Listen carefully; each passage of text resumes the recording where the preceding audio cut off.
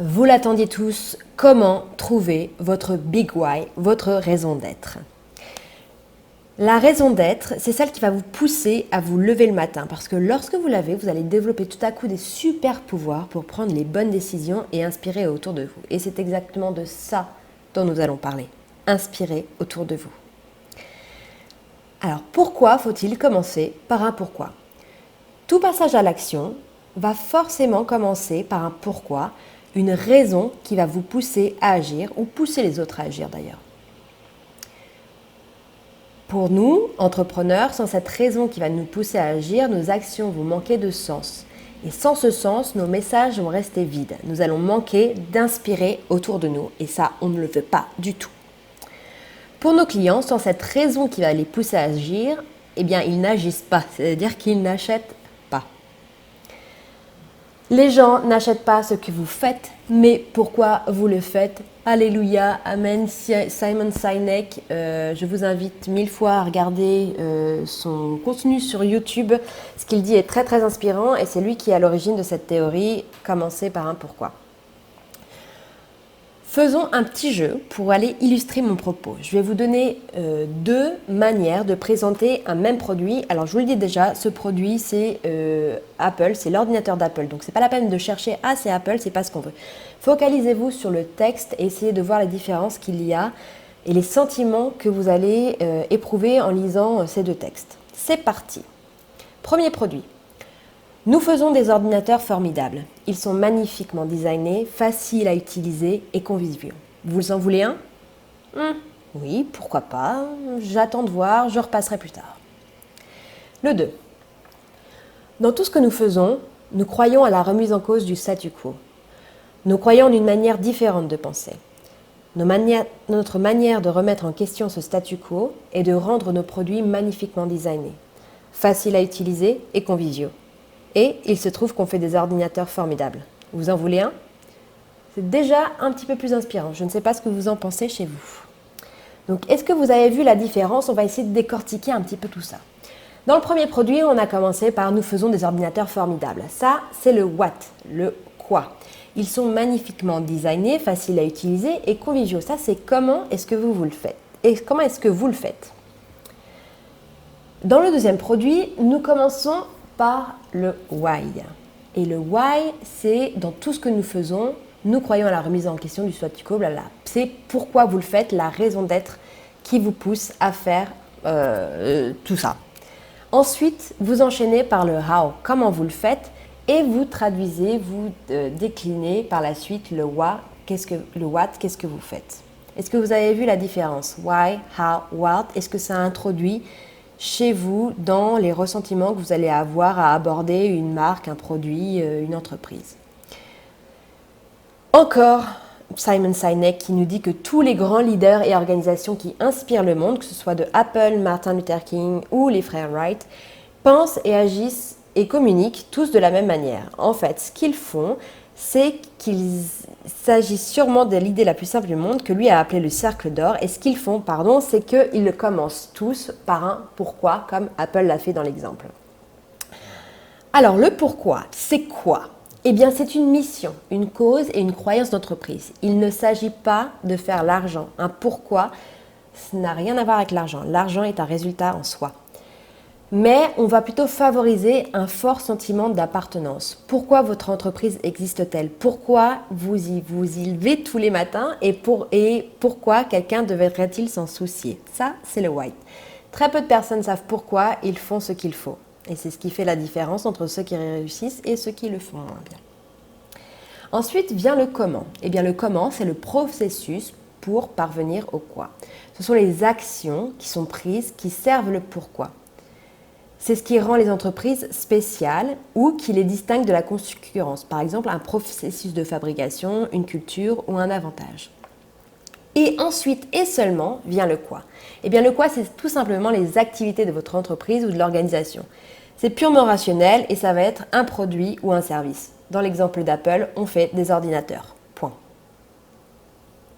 Alors pourquoi est-ce que ça marche différemment et pourquoi est-ce qu'on a une différence d'appréciation quand on commence par un pourquoi? Eh bien tout ça est psychologique. Donc petite minute psychologique si vous le voulez bien. pour comprendre ce qui se passe dans notre cerveau quand on commence par le pourquoi. Eh bien, en partant du centre du cercle, c'est-à-dire du pourquoi, on s'adresse directement à la partie du cerveau qui va être liée à la prise de décision. Ensuite, le système limbique est lié au sentiment par la confiance et la loyauté, et c'est lui qui est responsable des comportements humains et des prises de décision. Là, on passe tranquillement au comment. Puis, on va rationaliser tout ça pour nous adresser à la part de la pensée analytique qui va être notre quoi. Donc, reprenons l'exemple d'Apple. Tout ce que nous faisons, nous croyons à la remise en cause du statu quo, nous croyons en une manière de penser différente. C'est le pourquoi et ça, on le sent bien, on s'adresse directement au sentiment et c'est pour ça que le cerveau se met en éveil. Notre manière de remettre en question le statu quo est de rendre nos produits magnifiquement designés, faciles à utiliser et conviviaux. Là, on va jouer sur la fibre de l'émotion. Et ensuite, on va rationaliser le tout en concluant par « Et il se trouve qu'on fait des ordinateurs formidables, vous en voulez un ». Et on se rend bien compte que le fait de faire des ordinateurs formidables n'est pas au cœur du message. En résumé, mettre votre pourquoi au cœur de votre stratégie, c'est avoir un grand moteur puissant, c'est-à-dire une raison qui va vous pousser vous-même à agir et à sortir du lit. Quelle que soit la tendance, que vous soyez de bonne humeur ou de mauvaise humeur, et surtout de mauvaise humeur, ça va vachement vous aider. Vous allez en plus favoriser un fort sentiment d'appartenance. Et ça, c'est une raison qui les pousse à agir, vos clients. Vous allez créer ensuite une relation de confiance, puisque qui se ressemble s'assemble. Et en parlant de manière authentique, directement à vos clients et en touchant sur les fibres de l'émotion, c'est comme ça qu'on va créer la confiance. Et vous allez par la suite pouvoir inspirer à l'action puisque rien n'est plus puissant que des gens qui croient en une cause. La première étape, ça va être, comme je vous l'ai dit, de regarder le TEDx de Simon Sinek pour vous inspirer et tout comprendre sur le Golden Circle parce que là, je vous l'ai fait vraiment en 15 minutes. Ensuite, vous allez trouver vous-même votre pourquoi. Donc, essayez bien de vous détacher de votre quoi, de ce que vous vendez, de la partie très concrète et très rationnelle. Et de la partie comment, c'est-à-dire la méthode. Posez-vous la question, pourquoi avoir choisi cette activité plutôt qu'une autre? Qu'est-ce qui vous fait vibrer à la fin de la journée et d'un projet bien fini et pourquoi vous vous levez le matin? Encore une fois, la réponse n'est pas pour gagner de l'argent. Gagner de l'argent va être le résultat et pas la cause. La troisième étape, ça va être de décliner votre comment. Qu'est-ce qui vous différencie de la concurrence? Quelles actions prenez-vous pour vous rendre spécial? Un processus de fabrication, une culture, un avantage? Quelles sont les actions qui servent concrètement votre pourquoi? Et la quatrième étape, ça va être de simplifier votre quoi.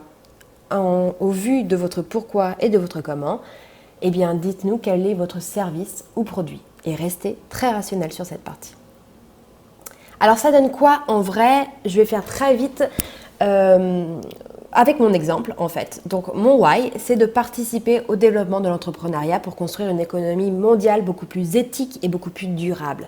Comment est-ce que je le fais? C'est en aidant les entrepreneurs à révéler le meilleur d'eux-mêmes, en rendant accessibles les mêmes outils marketing que les grandes sociétés pour toucher leurs clients.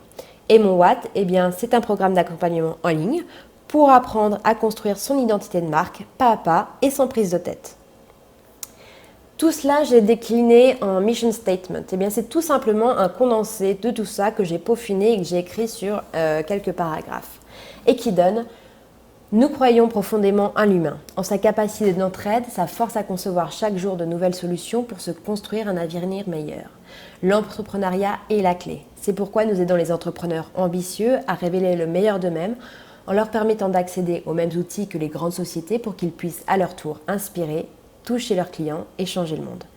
Nous proposons un service d'accompagnement à l'élaboration et à la création d'identités de marque, pas à pas et sans prise de tête. Vous en voulez un? Ah, vous avez déjà signé.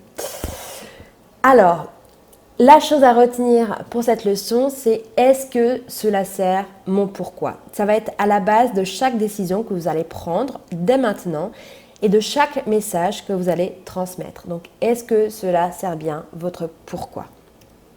C'est à vous, reportez-vous à la fiche d'exercice du cours et trouvez votre big why, votre raison d'être. Votre vie va en être révolutionnée, je vous le promets.